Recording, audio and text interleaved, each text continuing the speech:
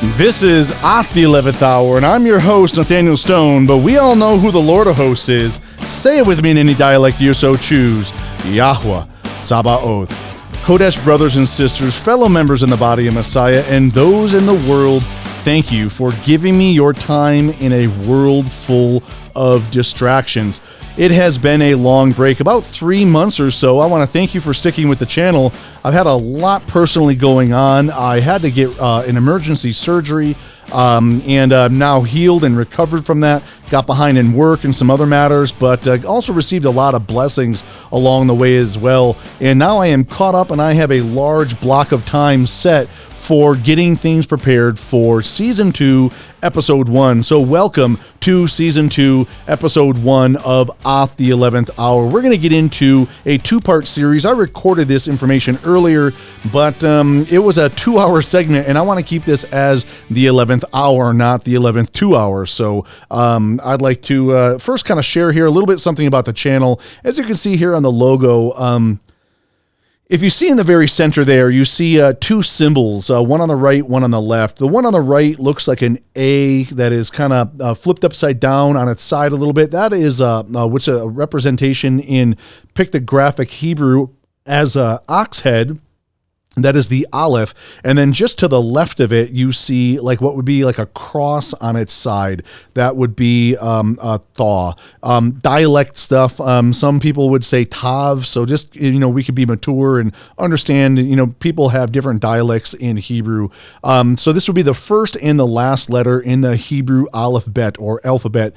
In Greek, we would say that's the Alpha and the Omega. Hebrew is written from right to left. So that is where ATH comes from. It's a special mark from the Father. You can see here that it's Off the 11th hour. So if anyone's wondering why it's Off, that is why it is Off there. So you see in the very center what it looks like to be like a tablet. That tablet would be the representation of the inspired scriptures, specifically the 2 tablets of the 10 commandments. The first tablet there is shown with 4 lines of the first 4 of the 10 commandments, which is represented by the Father. And the first and greatest commandment is connected with that. If anyone remembers season 1 of the Mark of the Beast teaching that I have there, and I get into that more in depth. So the 11th hour is a reference to a parable in Matthew 20, verse 1 through 16.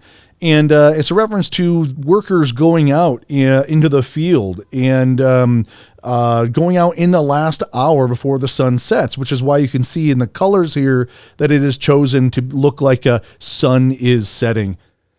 So we have like that center there, that's the tablets. It's also like an alarm or a beacon that is spinning around, giving an alert. So it's not just the tablets glowing being inspired writing, but it's also like a beacon and an alert for the end times. This channel is end days oriented. So you could also, one more thing I'll share here is that there are 13 lines there, and in between the 13 lines are 12 pieces, and it represents the 12 pieces of the Hebrew hour.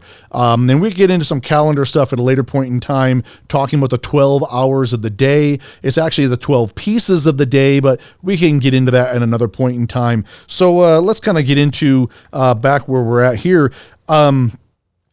A 2-part series that we're going to do on cannabis or marijuana, or otherwise known as weed. So I'm going to get into my personal life testimony. I'm going to get into definitely scriptures. There is a growing number of people, whether in the world, and then I'm also going to connect it into those that are scriptural related, that are basing their life according to the scriptures, that are using marijuana and highlighting marijuana, cannabis, and showing the natural side of marijuana, showing the medicinal aspects of it. And I would like to share information also through scientific data. I have selected scientific studies that we're going to get into, and then also those that are pro marijuana, that they are using specific verses in doctrines in the Word, and we're going to be getting into that. I was debating on which one I wanted to lead with, since it's a 2-part series. And I chose to do the Word last, the Word second, as I feel to be the most important, and I wanna lead with my strong suit at the end, and I would like to get into the science and get the science the first crack at it. Let them go ahead and have the first word at that, as well as we're going to get into, and primarily what I want to get into also is to teach a little bit about the Hebraic mind. Which is, in essence, the holistic mind. I am trained as a holistic health practitioner. I am a student in that is furthering my education in kinesiology, in the body, in occupational therapy, physical therapy, to help people get back into a balance in their life. People that have deficiencies, people that have injuries, people that have disease, that need assistance with the correction. And my training as a holistic health practitioner helps me have some holistic understandings. And coming into this Torah walk, coming into this Hebrew walk, I think it's very, very important to look at the whole picture. And we're going to get into the whole picture, and we're going to get into the Hebrew mindset here later on in this episode. But and we're going to get into the scriptures in part 2 of this. But let's go ahead and let's get into the science of this, what I like to call as the dark side of cannabis, the things that people aren't talking about. Now, we have heard about, or maybe you haven't heard about, that marijuana can cause the cells to go into apoptosis. Apoptosis is essentially suicide for the cell, for sick cells, cancerous cells, and it can cause cells to go into apoptosis, and then your body can regenerate, causing cancer to go into remission. There are also people that have chronic pain, chronic issues that marijuana in test studies have proven to help people, which has a lot less side effects than, say, opiates or other more pharmaceutical-based painkillers. So we're going to get into a lot of that, actually, but I'm actually not going to be getting into cannabis causing remission of cancer and other pro sides of that, because I feel that that's been talked about in a lot of ways. I'd like to get into information that I don't think that a whole lot of people know about. Well, again, talking about the dark side of cannabis, the side effects of cannabis that a lot of people aren't aware of, or maybe it's just not really being promoted that much. So I have selected scientific studies, and I'm going to put everything that I share in the description box. So you can go ahead and look at the description box, and I encourage everyone to do a deeper analysis and to do your own study on that. So, don't just take my word for it.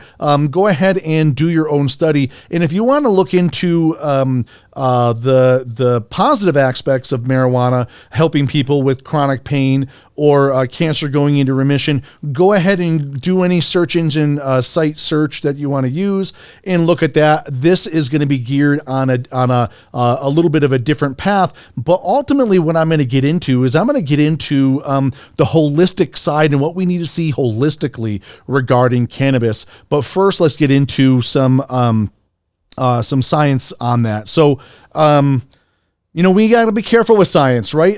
There's a lot of corruption. There is, I took statistics class, whether people are doing surveys or they're doing scientific studies. They can manipulate data. They can manipulate the questions to make the results skewed in a certain way. If anyone has heard of Kerry Mullis, the inventor of the PCR test, he went on record and said that, they're not misusing the PCR test. The PCR test does what the PCR test does, but they are misinterpreting the data. So we got to make sure that we're not misinterpreting data. So again, and if you don't agree with things that I'm sharing, I'm adult enough to be able to agree to disagree on the matter, and it doesn't necessarily affect my own personal psyche. It doesn't affect me on that level. I'm not emotionally invested in this information. So if you have information that you feel otherwise, I encourage you to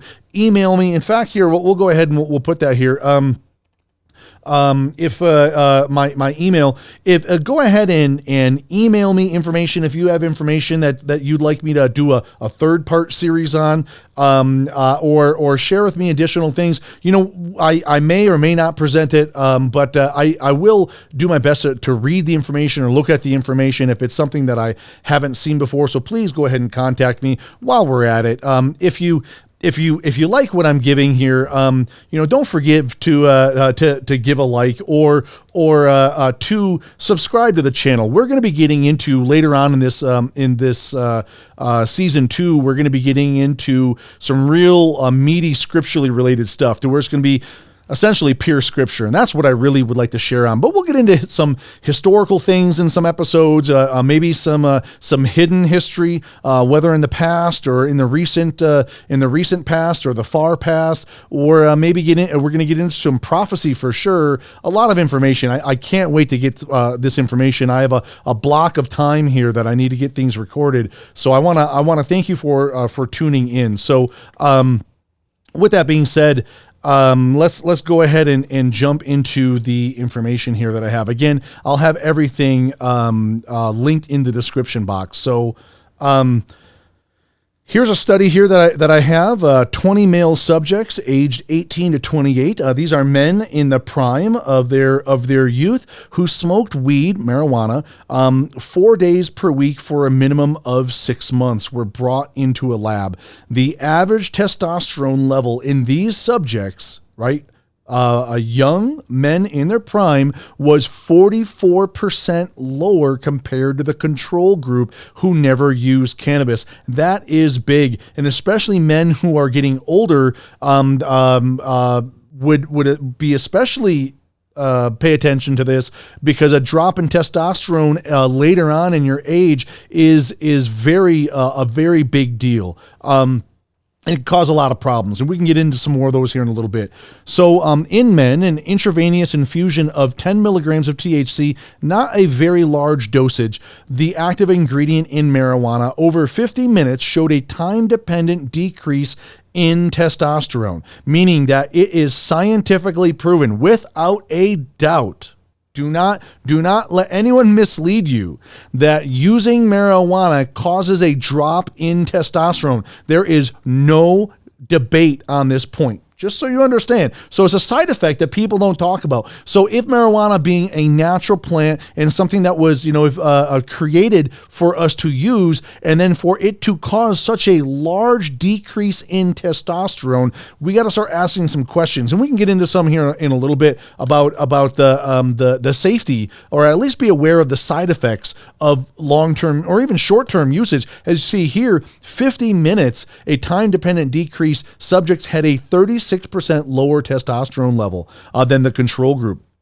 And in the same experiment, those who smoked a joint, a marijuana cigarette, after which their testosterone level dropped to 66% of their baseline value, meaning that they came in, their blood was tested for their testosterone, then they smoked a joint, and then their blood was tested again, and their testosterone was 66% lower. That is a big, huge deal. So let's get into a study here in 1984 theorized of why testosterone marijuana can cause this, is that it inhibits inhibits GnRH. THC blocks GnRH in the hypothalamus. Now, there is a system in your body called the endocannabinoid system. Now, the endocannabinoid system is partially in the pituitary gland, in the hypothalamus, in the lymph nodes, in the adrenal glands, and other areas in your body that are sensitive or connected into the endocannabinoid system. Endo meaning inside, so endoskeleton, your skeleton's on the inside. Exoskeleton, your skeleton is on the outside. So the endocannabinoid system, that would be inside your. There is a system inside your body that responds to cannabinoids. Now, marijuana, called cannabis, has a large amount of cannabinoids in it. There are lots of plants that have cannabinoids. Marijuana has a the most amount of cannabinoids of found plants. And when you put cannabinoids into your body, it hijacks the system and it can flood. Now, it can have some positive effects, and go ahead and do studies on that. I'm not going to be sharing that information, but I do. I encourage you to look at that study. The reason why I'm not going to be sharing that information right now is because there's a point that I'm going to make later on regarding holism, and because of that point, I'm not gonna go ahead and talk about that now because of time sensitivity. Now again, but I'm going to give you the information. You can go look it up on your own. That marijuana has some positive effects when it connects into the endocannabinoid system, but then it also has negative effects. And one of the negative effects of flooding your body with cannabinoids is that the THC inhibits GnRH, which blocks the production of testosterone because it is produced in the hypothalamus. It makes its way to the pituitary gland. The GnRH stimulates LH production and FSH, follicle stimulating hormone. Follicle stimulating hormone, hair growth. It can also, when you start messing with the FSH, you can start messing with the growth of hair, and you can trigger male pattern baldness or affect the hair growth in someone. Not necessarily saying that because you smoke weed, your hair is going to fall out, but if you start messing with internal systems in your body, there are a slew of effects that can happen, both positive and negative. But we're going to be getting into the dark side of cannabis. That is what this episode is about regarding scriptures. Again, regarding science. Again, next episode, we're going to be getting into scriptures and some personal testimony, predominantly. So another mechanism on which cannabis may decrease testosterone is through increased cortisol production. Now, what is cortisol? Cortisol is what your body produces primarily when it's under stress. But THC can increase your cortisol production, and it's been proven, there's no debate on this, that when your body has an increase in cortisol, your body has an increase in the storage of fat or weight gain. So as cortisol production goes up, your weight goes up, and it gets very difficult to manage your weight, meaning that when you put THC into your body, there is a large percentage of people, not everybody, but a large percentage of people, when they put THC into their body, cortisol is going to go up, which is going to affect them, and they are going to gain weight. Depending on the person, a lot of weight or a little bit of weight, but they're typically, not 100%, but typically more often than not are going to gain weight in some aspects, especially because, as we're going to get into a little bit, marijuana can also affect eating habits, namely like the munchies. So not only do you have an increase in cortisol production, but you also have an increase in food consumption, and typically foods that are like comfort foods, unhealthy foods in a lot of aspects, not everyone. Again, this can cause a massive weight gain in someone. And when someone gains weight, their testosterone levels drop, especially in men. And when men have large bellies, which is typically what happens when men gain weight, their testosterone goes down. So there's two main aspects: is the blocking of the GnRH production, and then also with the increase in cortisol, and both these affect testosterone, causing them to go down. However, it is we're saying that those who have continued to use marijuana over a period in time, their body will somewhat acclimate to their marijuana, and the cortisol level will be blunted a little bit, meaning that it'll be elevated from original, but it won't spike as high as it was initially. But at that point in time, the weight would have already been gained in that individual, and the testosterone drop would have already happened regarding that. So let's get into some more information here. When observing the entire sample of subjects, researchers found that the subjects who smoked marijuana for more than once per week in the 3 months prior, very, very important to understand this point, had 28% lower sperm concentrations and 29% lower sperm count compared to the overall sample size. So similar results were found in another long-term study that found cannabis to be a risk factor for poor sperm morphology. We'll get into the abnormal sperm size here in another study, but let's look at this information here now. That those who smoked marijuana for more than once per week in 3 months prior had 28% lower sperm concentrations and 29% lower sperm count. So if anyone knows what eugenics is, population control, if you're wondering, a side effect that those that are for eugenics, for controlling the population, these birth control controlling mechanisms, whether they're hard birth control or soft birth control tactics, that it can cause the population to go down and diminish, which is an effect that many globalists are looking to achieve. So again, this is not a debated point here that lower a drop in sperm count, which can also lead to infertility. So let's go into some more here. Here's another study. Again, I will put the links in the description for all these studies. So it, meaning cannabis, does not mean that it is without negative effects.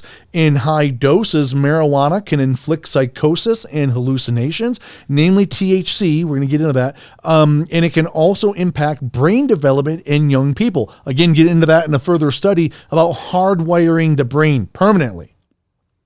Major problem that we're going to get into near the end of the study. Another common common effect is what it can do to male sexual function and testosterone levels. Some studies suggest that frequent marijuana use can lead to drastic reductions in testosterone, as we've covered already. And with that effect can come a host of associated conditions that can come with low testosterone. Here we're going to get into some of them, is weight gain.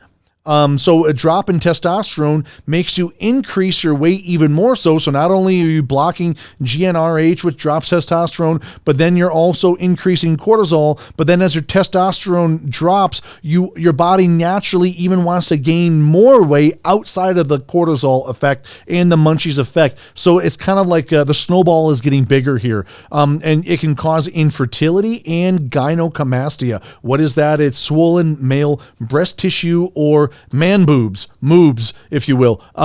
Side effects. You know, some side effects are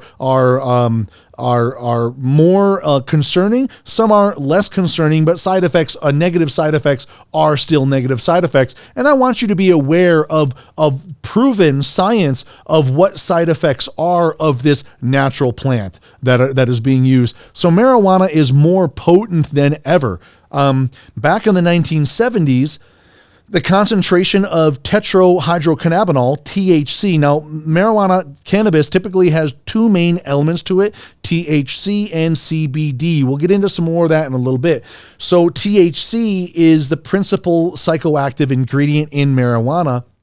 And back in the 70s, THC was no more than 2%. However, in these days, it's not uncommon for THC levels in marijuana to hover around 13%. That's 6.5 times more potent from the flower. They call it the flower, the plant, in the 70s versus the flower, the plant today. 6.5 times more potent. And then with new technologies on the market or new things on the market with production, whether it be in wax or in oils or other edible forms, you can even have higher concentrations in THC, or you can boil the THC down into small little dosages, whether you eat it or in wax form, and you can get even higher amounts of THC than you naturally would. It's easier for you to get mega doses, and mega doses of THC can yield extreme side effects, and we're going to get into some next. So let's just pause for a moment here. Now, I've heard some people, they've argued, they've made some argument like, And I've said, well, the THC that we have today, the marijuana we have today, is not the marijuana that was, say, back in the 70s. Let's go a little further than that. The marijuana, the cannabis that was created back in, maybe the third day of creation in Genesis chapter 1, right? 129. We'll go more into that in the next episode. But I say, the cannabis that we have now is not the cannabis that was then. And I've heard some people make some argument, and they'll say something like, neither are tomatoes or corn or broccoli, right? Well, here's a little bit of a difference here. We need to be a little bit adult on information when someone says this argument to us. First of all, cannabis is not a food that we eat. You don't sit down to a big bowl like not a bowl that you smoke, but you don't get down to like a big plate of cannabis and then just be eating cannabis as your daily nutrients that you're going to eat for the day. And, I'm so full. Like, brother, you want any steak and potatoes? No, I just had a big plate full of cannabis. I'm totally full. I don't want any more food. So it is not food on that aspect. It is a plant, yes, but it's not food. So to try to link tomatoes and corns and carrots and broccoli to cannabis, it's not an argument that is that I would consider valid. Also, someone that has been doing now not genetic modification, not GMO, a genetically modified organism that is copying and pasting through CRISPR technology that is inserting other elements from other living creatures, whether plants or animals or human or whatnot, into a plant, not GMOs, but I'm talking about natural or seed selection. Someone that is selecting a tomato that is the juiciest and taking those seeds and then using those seeds to create a new line of plants of tomato, and then to continue that process, or to take corn and to find the corn that is the biggest ear of corn, and then to use those seeds to continue those process. That's a lot different. People that are you could say they're modifying, or they are culling the plant. They are looking for factors that they are interested in. Farmers are looking for factors that they are interested in to increase crop production or crop fertility. That's a lot different than selecting a plant that gets you the highest, that has the most THC in it, and then modifying the THC that gets you the most high. It's a completely different argument. So for someone to say, if you were to say that the marijuana that we have today is not what was created on day 3, and someone to say that neither is corn or tomatoes, well, corn or tomatoes are not getting as high. Okay, not even close to the same argument. And the balance of CBD and THC is completely out of balance right now. But we'll get into that in a little bit. So let's continue forward on the next. I just wanted to dispel that argument. These super potent concentrates yield, so high levels of THC yield extremely intense psychological and physical effects, including hallucinations, paranoia, anxiety, panic attacks. They are powerful enough to spike heart rates and blood pressure while producing withdrawal effects and addiction.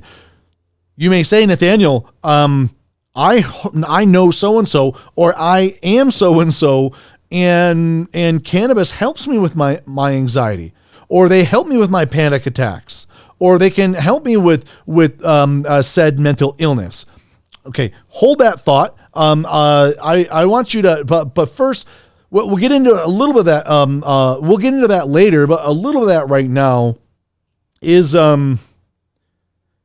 it is proven that marijuana can induce these effects also. Again, we'll get into a little bit, but when you can get dependent on these things, meaning typically something, you don't necessarily just have anxiety or have panic attacks. You usually either had trauma in your past, or you have trauma in your present, and things in life externally cause what we call triggers, and they trigger your condition. And when these triggers happen, then you go ahead and use marijuana, and then marijuana can help you to cope with anxiety or panic attacks, but in so doing, you are masking your ability and weakening your ability to deal with these triggers, to where you have to deaden your sensory input to do that. Now someone, we'll get into that in a little bit. So, but just understand that it is proven that marijuana can cause anxiety and panic attacks, as well as it can also assist in anxiety and panic attacks. But we need to get into a little bit of the chicken and the egg argument also, and connect it in with holism at the end. So, again, it's enough to spike heart rates, which can cause a stroke or heart attack, especially with those with a predisposed disposition. Here soon to share with that. So some use of the products has led to increased hospitalizations. While maybe less potent marijuana is maybe not as dangerous, those with high enough THC, which most marijuana today has, it can negatively impact the brain and body, including fertility and testosterone levels. When marijuana is smoked, eaten, or consumed in a liquid, THC enters the brain and binds to the cannabinoid receptors. This causes an overproduction of cannabinoids that flood numerous parts of the brain that govern motivation and reward. Unconscious muscle movement, short-term memory and learning, more on that later, complex thinking and feeling, and eating habits. It also impacts the spinal cord, blocking pain signals and generating a numbing effect, which is part of the draw for those that are dealing with pain problems. But I'll share some studies more on that also. But these are some short-term effects that can happen. It's also known to cause. They try to say it's not known to cause a physical dependence. I'm going to disprove that here in a little bit, according to my understanding, but it is known to be psychologically addictive. And I think that psychological addiction is very similar to people that are addicted to smoking tobacco, to where someone smoking tobacco, if you ever notice that someone that hasn't smoked in a while, smoked a regular, a tobacco cigarette in a while, they get like anxiety, they get like panic attack, they get edgy, they can't deal with their surroundings until they go and have a cigarette. It's to that same effect that it is addictive, to where it is psychologically addictive, to where it also turns into a chemical and also a physical addiction. That's why I don't agree when people say that it's not physically addicting. I disagree with that completely, wholeheartedly. Long-term marijuana can adversely affect testosterone levels, which we've covered earlier, and hinder sexual and reproductive function, increasing the likelihood of impotence. A man can experience difficulty getting and maintaining erection. When you have a drop in testosterone, and we've covered already that marijuana can cause, on a number of different ways, a drop of testosterone, that it can cause men to get erectile dysfunction or have premature or delayed ejaculation because of how marijuana inhibits the central nervous system due to diminished levels of testosterone. Plus, men who smoke it regularly are twice as likely as non-smokers to have sperm that was abnormal in shape and size. Also, that increases infertility.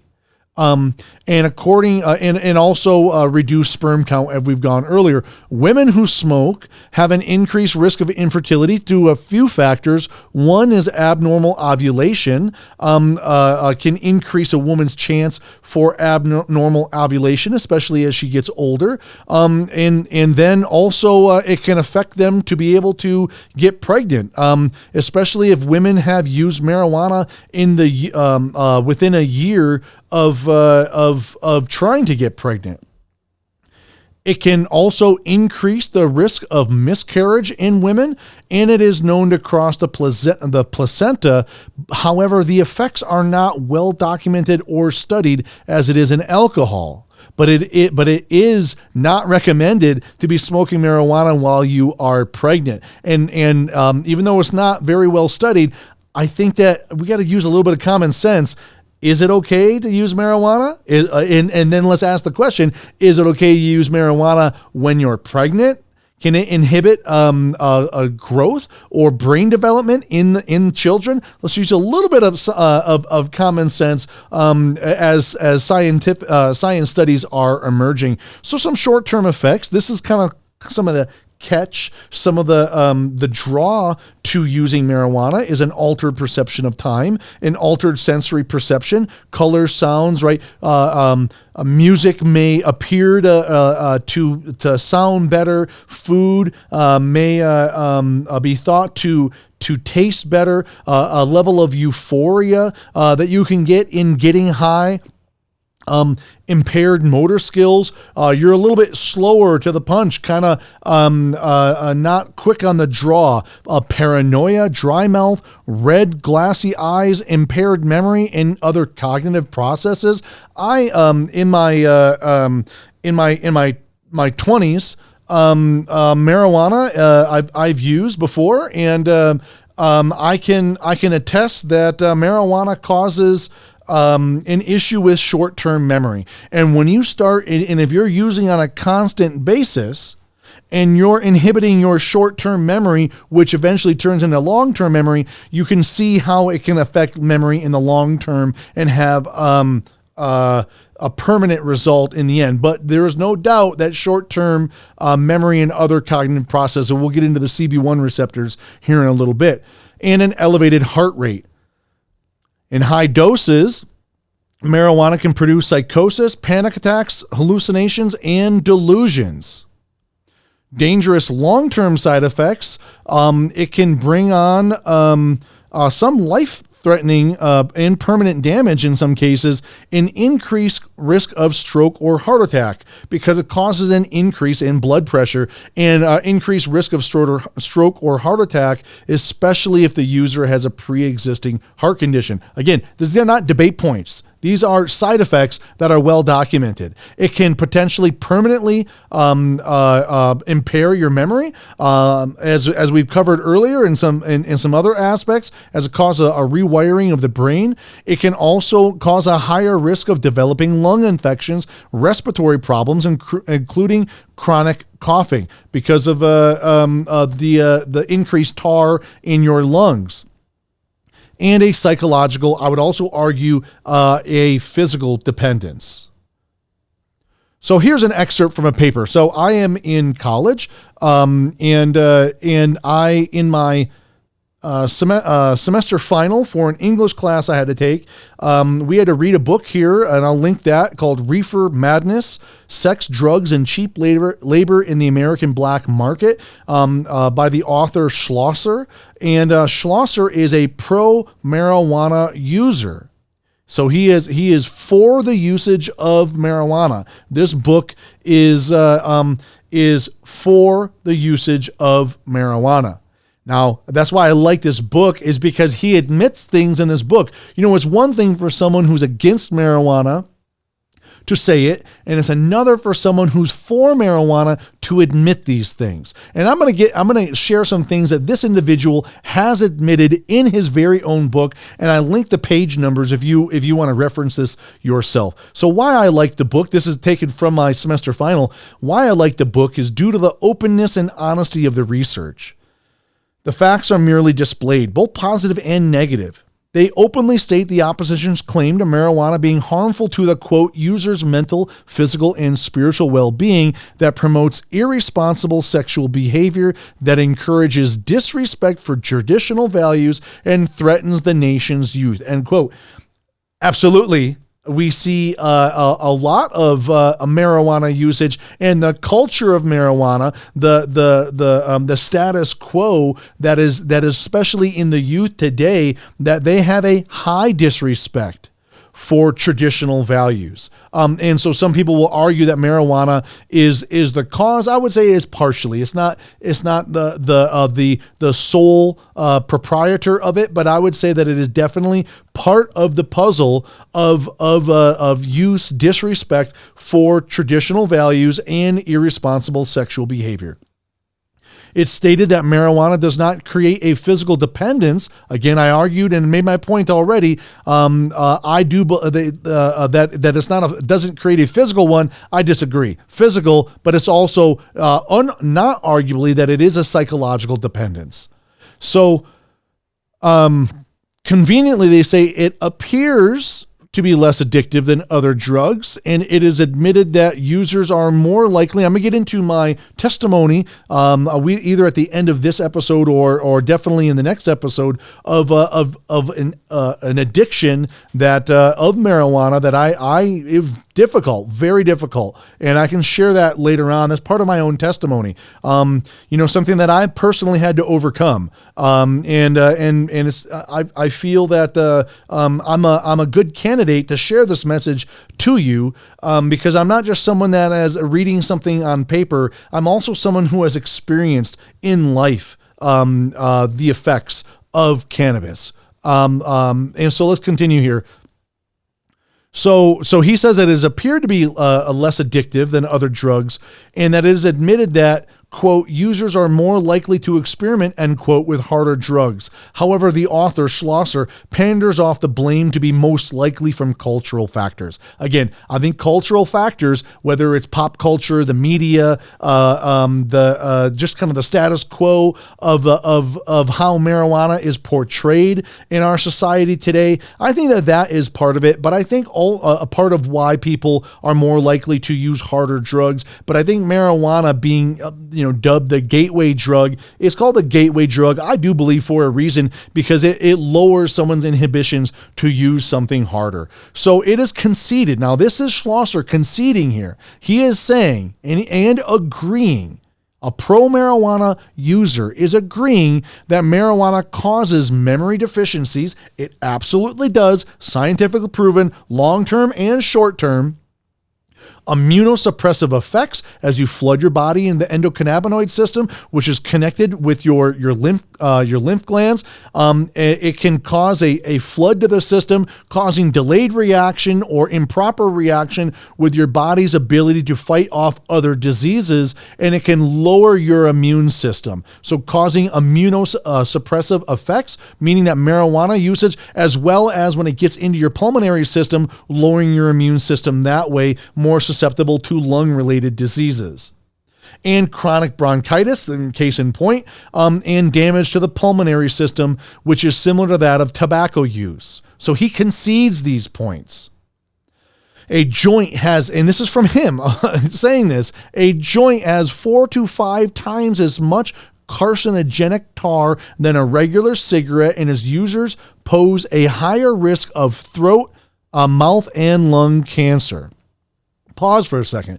Anyone who has seen or knows or used, particularly smoked out of a pipe, and you notice how dirty a marijuana pipe gets, all that tar, as you can scrape that out of the inside of a pipe, and it's really, really sticky and very, very difficult to wash off your hands or to clean the pipe with, that gets into your lungs, and it's 4 to 5 times more carcinogenic tar than a cigarette.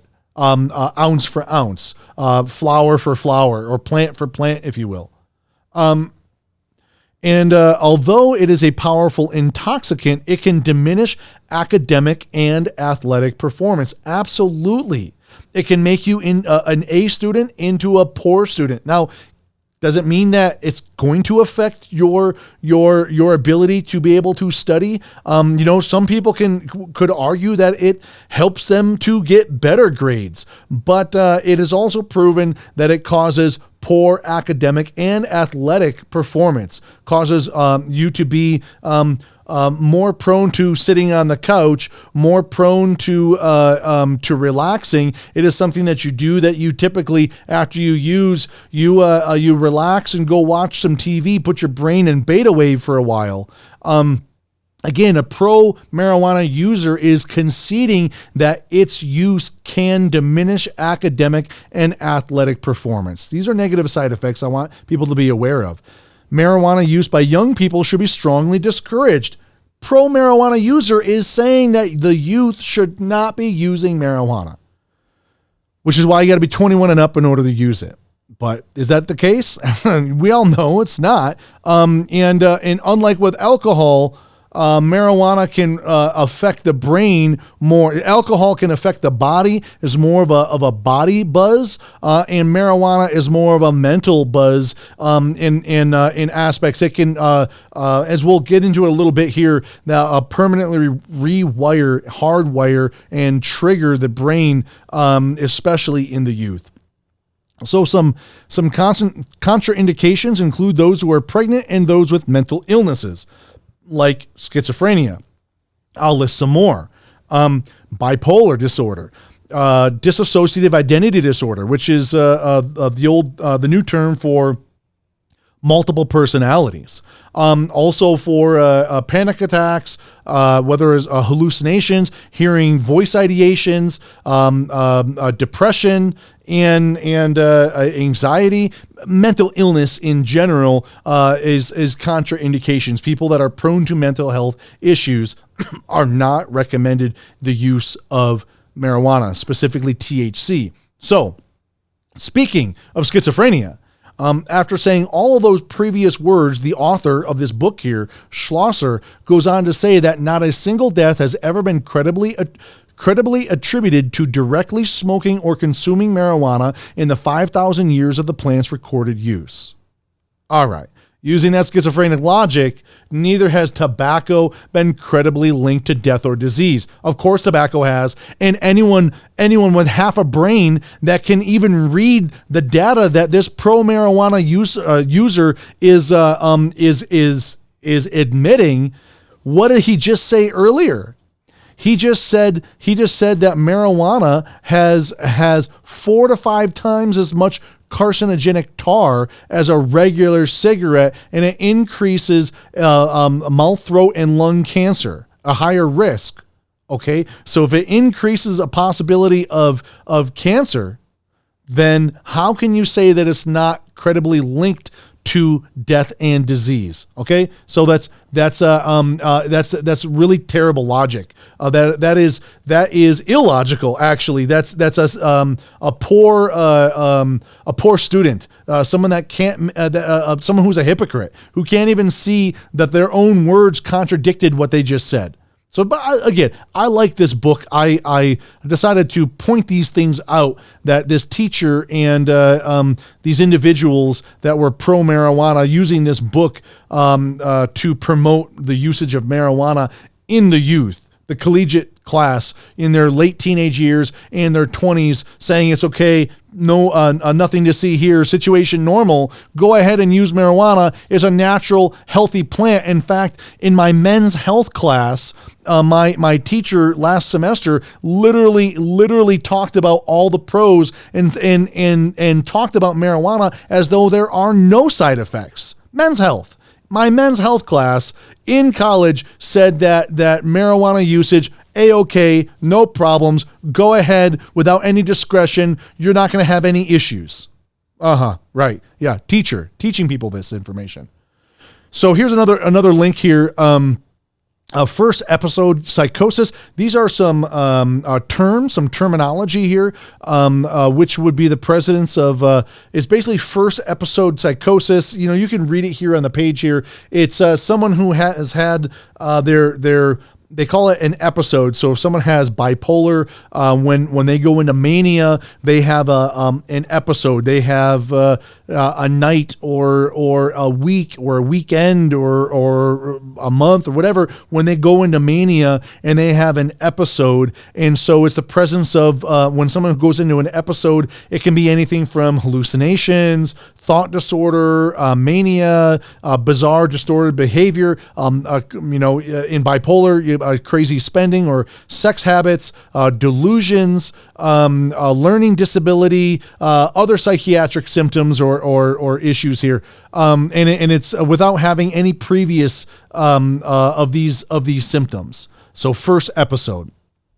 Psychosis is basically the same thing, but now it's the word itself, not first episode. It's just a group of mental disorders, whether it's just basically a distortion of reality. Now, what is reality, right? So in the land of the abnormal, the normal person is weird. So, you can get into a little bit of a theory of relativity, but those who are Torah-based individuals, those who have linked themselves into the scriptures, into the rock of ages that have connected themselves into his morality and not into your own personal perception of morality, that morality does have a compass. And if you don't have that compass, you are lost in life. Sorry to say it. You are just going to be going around in circles, pulled and tugged by every whim and desire of your heart.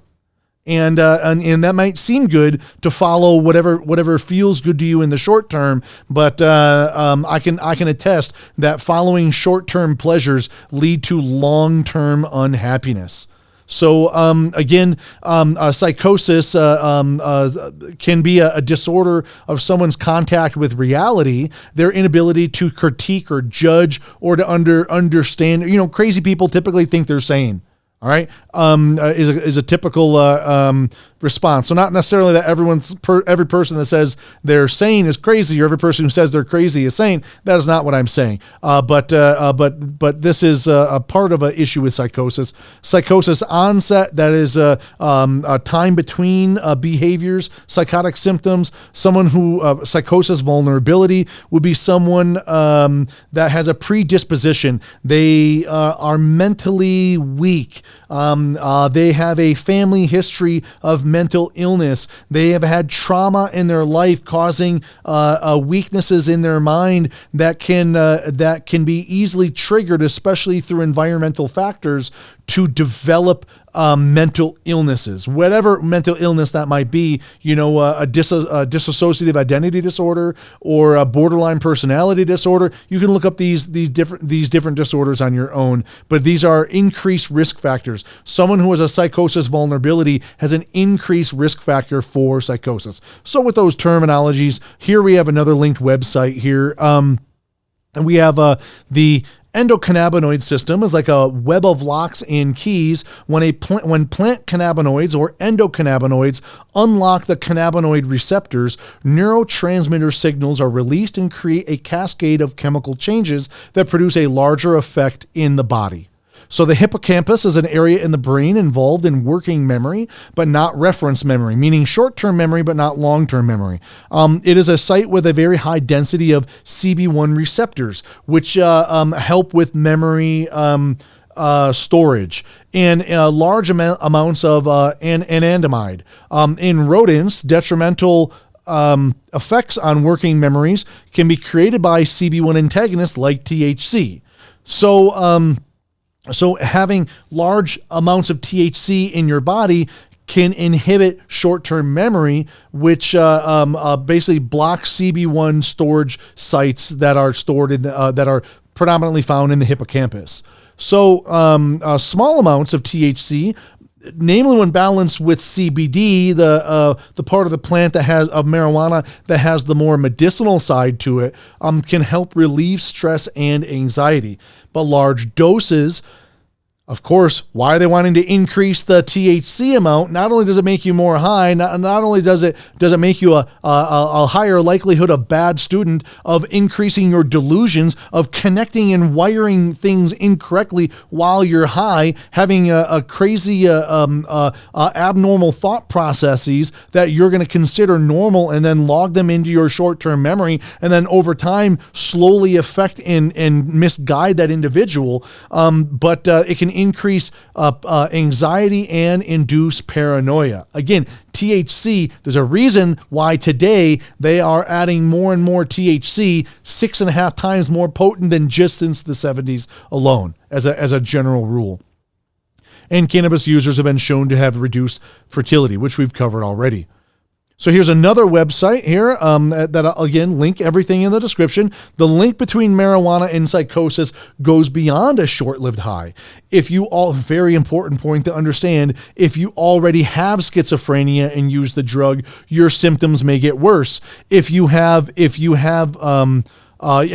you may have more psychotic episodes or spend more time in the hospital, meaning that marijuana can trigger mental illness like schizophrenia. So if you have schizophrenia, using marijuana can be an environmental factor or a chemical factor which can alter your perception of reality in your environment, that can cause triggers that can trigger your psychosis, whether it's a bipolar, dissociative identity disorder. We're going to keep repeating these schizophrenia, and it may cause your symptoms to get worse, or more symptoms, causing you to have more frequent hospitalizations or doctor visits.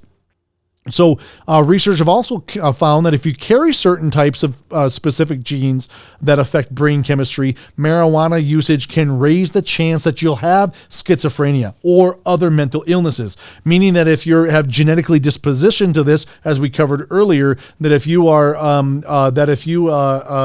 have a predisposition to this psychosis, that marijuana can ensure that you will. So maybe someone has bipolar in their family, but maybe that individual was raised in a very nurturing, healthy, stable, with a nuclear family, mom and a dad, with a very good support structure of friends and morality that they've had. Maybe they wouldn't have developed bipolar, but in using marijuana, that individual now, who had a predisposition, a genetic weakness to this, now they will trigger that and have schizophrenia or bipolar. And then here's another website here. I really like this study here. There has been a debate regarding the causal relationship between chronic cannabis use and psychiatric disorders. So clinicians agree, meaning this is not a debate point. This is understood as a foundation, that cannabis use can cause acute adverse mental effects that mimic psychiatric disorders such as schizophrenia and bipolar disorder. So this is not argued. Again, there is good evidence to support this. However, there are some complex and not fully understood connections with that.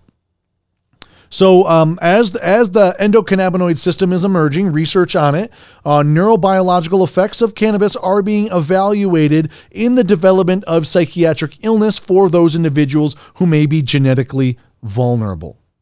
And in this case, there's a college student. We'll get into him in a minute. Let's talk about it right now. There's a college student. He had no family history of any mental illness, and he never had mental illness or any first onset episode of psychosis or anything until he used marijuana, and then he developed mania, bipolar, manic bipolar, and then from bipolar, after he eliminated cannabis from his life, still continued to have bipolar and still has it, and now has triggered bipolar, meaning that he had not had any genetic disposition, didn't have it in his family, didn't have it in his genes, didn't have any episodes, used marijuana, now has bipolar. And this is well documented, and this is a documented study on that, showing and proving that marijuana can cause mental illness, not just trigger those who are predisposed to mental illness.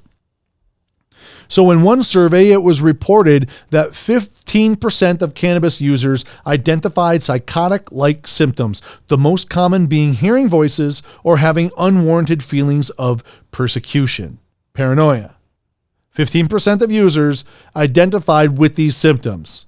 And as mental health is now becoming normalized, especially in leftist communities, as well as conservative communities, but as delusions and and mental illness is getting normalized, and they are now reclassifying what was mental illness in the 50s or in the 60s or in the 70s, and they're now reclassifying mental illness and mental disorders as normal. People are not getting treatment and psychiatric treatment for these things, and symptoms are only going to continue to snowball and get bigger and bigger. So it's not just limited to hearing voices or having unwanted feelings of persecution. But what does that mean, unwanted feelings of persecution? That means victimization. People that are saying, I'm a victim because ...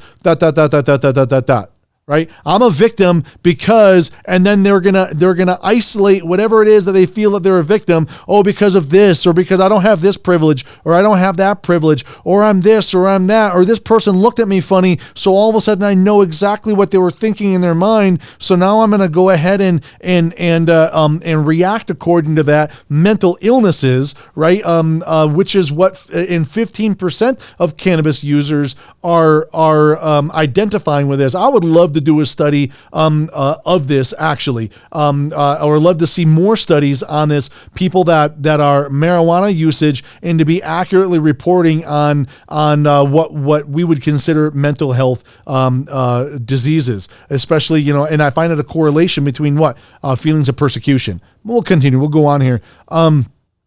There are two hypotheses two common hypotheses that scientists are using. The first is that cannabis use causes psychotic symptoms, and the second is that cannabis may precipitate psychosis in individuals who are predisposed to acquiring a psychiatric or psychotic disorder. So let's just pause for a second, take a little breather of my own. I believe that both of these are actually correct. I believe that both hypotheses are correct. They and there's more than just that, but I think that these are two main hypotheses that are correct. I believe that cannabis can cause psychotic symptoms, and I believe that cannabis can precipitate psychosis in those who are predisposed to mental illness. And so symptoms, during drug-free periods are rarely reported. So cannabis abuse prior to the development of bipolar disorder has significant effect on first episode mania and on the course of the disease. Another study reported that using cannabis at baseline can significantly increase the risk for manic symptoms during follow-up, meaning that someone let's just say that this individual is going to contract bipolar, no ifs, ands, or buts. The person's going to have some form of bipolar disorder. Meaning that if they use marijuana before their first episode, that marijuana is going to cause, that THC is going to cause a permanent hardwiring of the brain, and is going to give them more frequent episodes, and then also more powerful episodes while they're in the psychosis, meaning that they will have a more difficult time with the mental illness generally throughout the course of their life. So we have here that recent advances in the cannabinoid receptors and in endogenous ligands have renewed interest in the mechanisms by which cannabis can cause major psychiatric disorders. It is now recognized that the endocannabinoid system represents a new signaling process in the nervous system that regulates neurotransmitter systems, energy metabolism, meaning it can mess with your metabolism, getting into the hippocampus and the thyroid, and it can either cause your metabolism to be hypo or hyper metabolism, meaning that it slows down your metabolism, an easier way of gaining weight, or it speeds up your metabolism and you have difficulty maintaining your weight. But messing with the energy metabolism, because you're messing with the endocannabinoid system natural function. And immune function, as we covered earlier, problems with the immune system. Researchers now believe that cannabis consumption during critical phases of brain development can lead to a strong disturbance of the endocannabinoid system and ultimately cause an inappropriate hardwiring of the brain. This is permanent, especially in the youth. Cannabis may play a role in the complex interactions involving dopamine, meaning, and I've known people like this, that people that are now dependent on marijuana that don't have marijuana have problems with their happiness. They have problems with dopamine production, that they need to have marijuana to feel good, to feel that. They get used to that high, they get used to that dopamine release, and now they're not getting it, and it can cause them to go into a depression when they don't have access to it. It can also play a role with gamma aminobutyric acid, GABA, which is what is with sleep. So it can mess with someone's sleep, causing them to sleep too much, maybe when they're on the product, or maybe messing with their sleep when they're on the product, causing them not to be able to sleep at all, or vice versa. When they come off the product, now they have issues, and now they've developed insomnia or other sleep problems. And then also with glutamate transmission, the storage of the glutamate with fat retention or loss. So, and other factors that can cause psychotic disorders. So these are scientific studies that have done research on this, that high levels or THC are proven to cause in percentages of the population. Does everyone experience this? No, not everyone experiences this. But everyone, but a percentage of the population, and as THC gets more and more concentrated and stronger, you're going to have more population that is going to experience some levels of these different various side effects. So the question remains as, again, why in the general population do only a small population exposed develop a psychiatric illness? Well, I think that we just covered that and have covered that question through the series of this study. So here is the case here that we have here. This is the individual. You can go ahead and look at this. He's a young college student. He had no family history and then developed bipolar after using cannabis. And then after quitting cannabis, continued having bipolar disorder. So, it can, and again, secondly, as he says, as we see here, as the report by Johns, it was felt that adolescents are more vulnerable due to the mental effects of cannabis because they may experience emotional problems that cue cannabis use. And secondly, regular use may interfere with learning and personal development. Although the patient had no predisposition and had a negative family history of it, he started smoking cannabis during his adolescence and then contracted bipolar. So as there is an increase in the use of cannabis among younger individuals and a rise in schizophrenia, and I would say not just schizophrenia, in mental illness in the younger population, we must be aware of the potential harm of cannabis abuse. So that's the scientific studies that we have on that, that I wanted to share on that. I don't think a lot of people are talking about that. I don't think a lot of people know this information because this information is not being widely distributed. Why? Because they don't want people to know that. Because, man, we're going to get into, hopefully we get into this in season 2. What do they want? Can you overtake a nation or a world that is stable and logical and educated and defended and healthy? Or is it easier to overtake a system when you destabilize it, when you drop the fertility rate, when you kill off the generation or stupefy the generation through various tactics, not just through cannabis, various tactics, including bread and circuses. Cannabis is definitely part of bread and circuses. Well, look up that term on your own, bread and circuses. I will talk about this in another episode, bread and circuses. It is basically body-mind pacification tactics that's been implemented since the ancient Roman times for population control to keep them from revolting. And then as well as why are other things not being talked about? because they want to promote this, and they want this into society because of I believe the increase in mental health issues and mental illnesses that are increasing more and more in our youth. And it is a pandemic that we have, and it's not just marijuana, but it is a slew of things. But we need to fight this battle one battle at a time, and this is a battle that I feel that people aren't talking about. So let's look briefly at what is holistically. Let me see my time here real quick. A little bit. Let's hurry.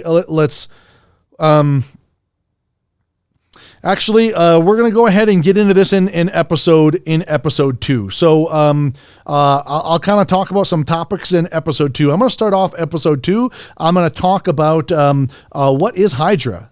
what is holistically, is marijuana something that is a holistic solution, that is a long-term solution, that is that is what we should turn to. Being in the military, we have a chain of command, and those in the Torah walk, in the scripture walk, we know that Yahuwah Tsabaoth, the Lord of hosts, that Tsabaoth being of hosts or of armies, that being of armies, he operates as a military style command. It's a military run kingdom. His everlasting kingdom is a military run kingdom. It's run like a military. So in military, you learn chain of command. Now, in times of emergency, you are able to go up your chain of command in times of emergency, but ultimately you should be dealing with it one step at a time. And where is cannabis on that chain of command? And are there other chain links before you turn to that option? Do you just go to the nuclear option right away? Do you just go, what are rules of engagement? So we're going to get into what is Hydra. We're going to get into the holistic aspect of marijuana. We're going to get into maybe some alternative methods that you can use if you have certain diseases that you're looking to use marijuana to help with. But then most importantly, what do the scriptures say? But what do the scriptures say? What do the scriptures say about marijuana? Well, let's look at a slew of pro or con or verses, or for marijuana or against marijuana, verses. Let's look at things through context. So it's a great ending here. So let's go ahead and we'll again, if you like the information, please give me a like, give me a subscribe if you want to. But let's go ahead here into the final segment that we have here. Don't cast pearls before swine. So let me go ahead and get my jar of pearls. So we have my jar of pearls here. If you ever remember from season 1, new jar, same pearls. So let's look at what we have for this pearl I have right here.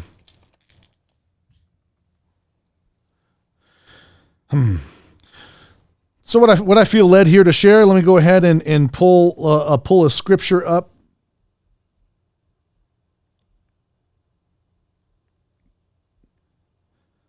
Let's turn to 2 Thessalonians chapter 2, verse 7. We'll go ahead and pull. Let's go to the beach. We haven't been to the beach yet. So what do we have here in our pearl here? 2 Thessalonians 2:7, for the secret of lawlessness is already at work, only until he who now restrains comes out of the midst. Then the lawless one shall be revealed, from whom the master shall consume with the ruach of his mouth, bringing to naught the manifestations of his coming. The coming of the lawless one is according to the working of Satan, with all power, signs, and wonders of falsehood. Here we have in verse 10, this is 10 and 11, here's our pearl. And with all deceit of unrighteousness, that means there is deceit that is there in those perishing. Because why? Because they did not receive the love of the truth in order for them to be saved. And for this reason, Elohim sends them a working of delusion for them to believe the falsehood. Or as we have in King James, let's see what the King James has to say on the matter. It says here, And for this cause, God shall send them a strong delusion that they should believe a lie. So we have to be careful, especially in the end days, that we are not believing lies. And Satan likes to take truth, and then he'll take a sliver of that truth and remove the rest of it, and he'll isolate that, right? Like a CRISPR technology, he'll isolate that. Like a genetically modifying the scriptures, he'll take a single verse and isolate that verse, and then we'll or he'll take a single scientific study or a single thing and he'll isolate that, and then make that look as though that is the only way to look at it, to cause people to do what? To believe a lie, because there's elements of truth in it.